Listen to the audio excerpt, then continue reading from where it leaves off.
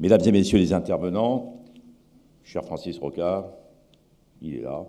cher Dominique Leglu, mesdames et messieurs, pour conclure cette passionnante édition des mystères du XXIe siècle sur le thème « La recherche aujourd'hui pour quelles innovations demain », nous avons invité une personnalité qui fut classée 2 fois par Time Magazine parmi les 100 personnes les plus influentes dans le monde et par Forbes et The Financial Times comme l'une des femmes les plus puissantes en Europe et dans le monde.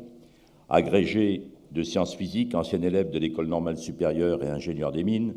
elle commença sa carrière en 1983 dans la sidérurgie chez Usinor. De 1985 à 1988, elle est en charge de l'administration du sous-sol à l'Île-de-France avant de devenir l'adjoint du chef de service du Conseil général des mines. En 1990, elle entre au service du président de la République, François Mitterrand, d'abord en qualité de chargé de mission pour l'économie internationale et le commerce extérieur,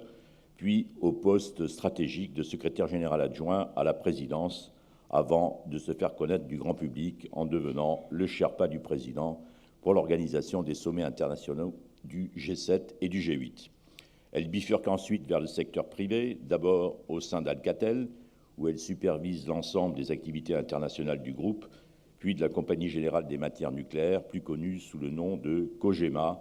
dont elle sera le PDG, avant de fonder Areva, qui regroupe la Cogema, Framatome et le CEA Industrie, devenant ainsi l'un des principaux acteurs de l'énergie dans le monde. Elle en restera la présidente du directoire jusqu'en juin 2011 et en est encore aujourd'hui la présidente d'honneur.